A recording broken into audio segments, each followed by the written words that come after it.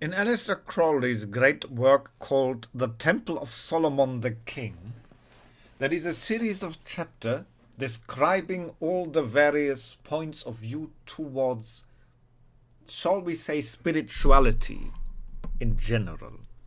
I shall not read all chapters here, just the few that I think, especially for today, are important. I will start here with the chapter called The Bankrupt.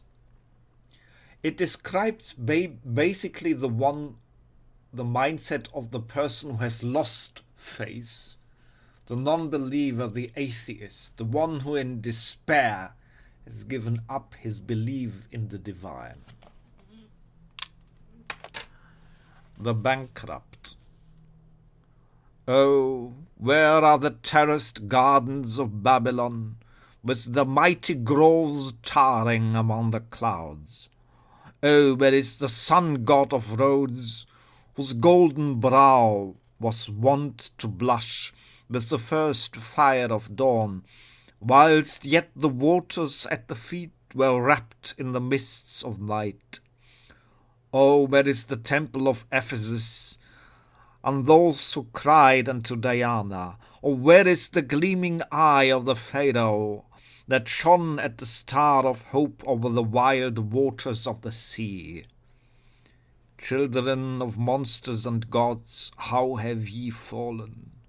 For a whirlwind has arisen and swept through the gates of heaven, and rushed down on the kingdom of earth, and as a tongue of consuming flame has it licked up the handicrafts of man, and cloaked all in the dusts of decay.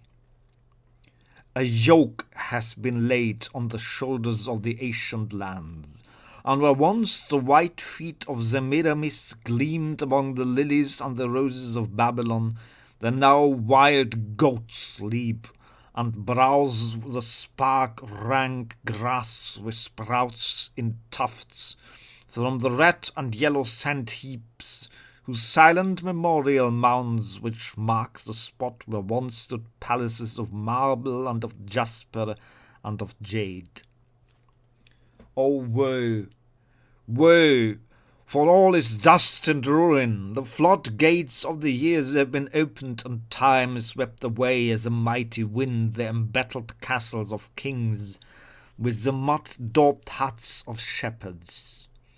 Merodach has gone, and so has Enki, and no longer does Ishtar's flame glow in the night to cast down her kisses on the sparkling goblets in the palace of Belshazzar.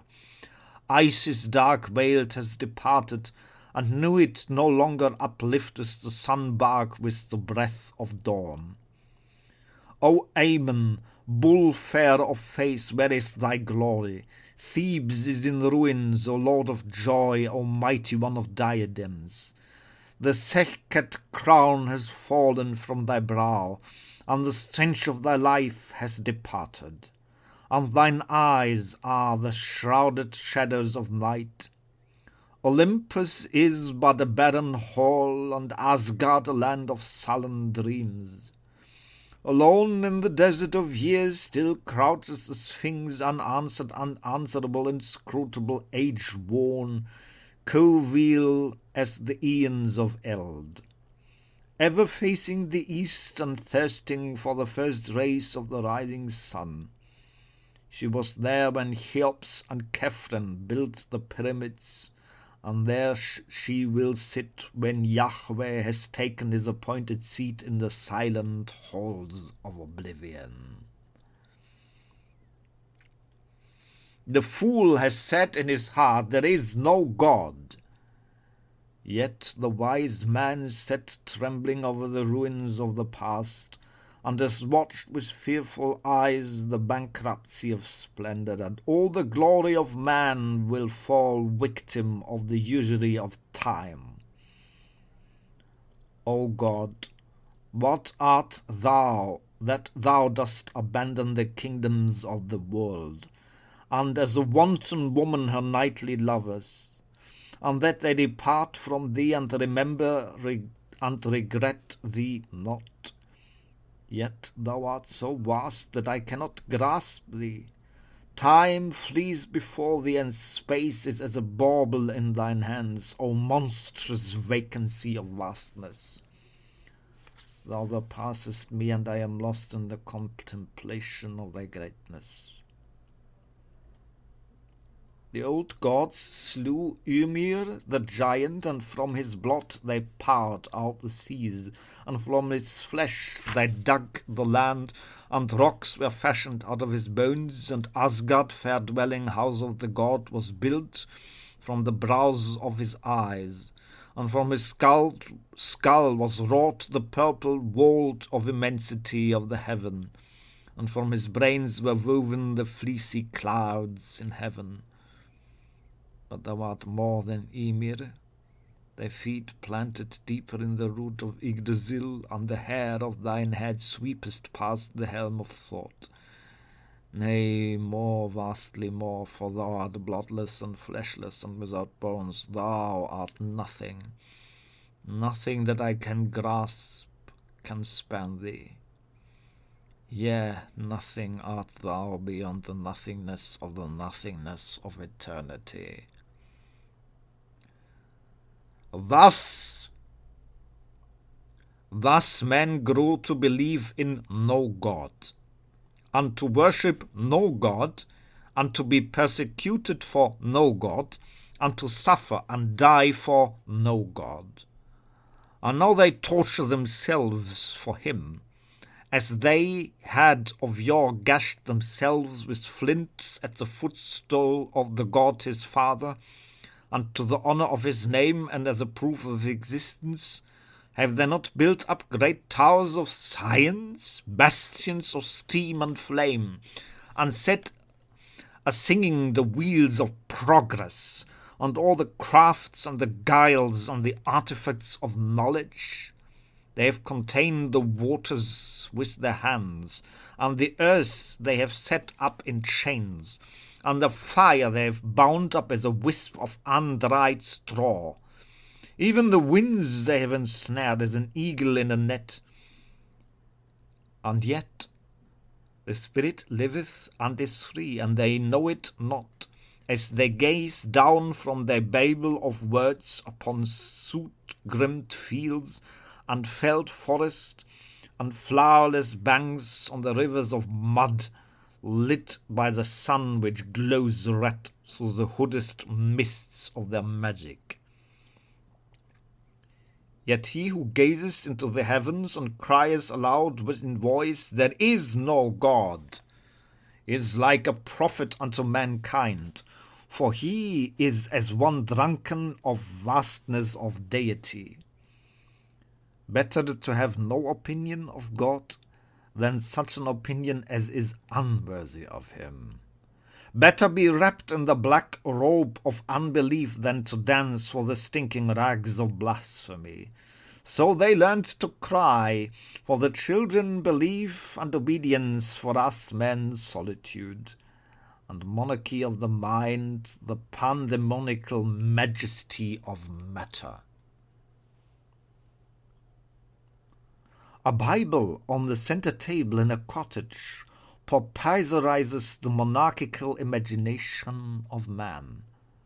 But a naked woman weeping in the wilderness, or singing songs of frenzy unto Ishtar into the night, from the ruined summit of Nineveh, invoking the elemental powers of the abyss, and casting the dust of ages about her, and crying unto Baal, and unto Assur, and unto Nisroch, and smiting flames from the sun-scorched bones of Sennacherib, with the age-worn sword of Shadazer and Adamantalach, is a vision which intoxicates the brain with the sparkling wine of imagination, and sets the teeth a-rattling in the jaws, and the tongue a-cleaving to the palate of the mouth.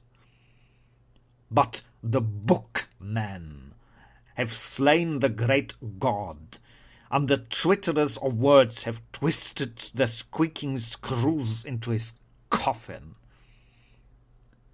The first Christians were called atheists, yet they believed in God. The last Christians are called theists, yet they do not believe in God. So the first freethinkers were called atheists, and yet they believed in no God.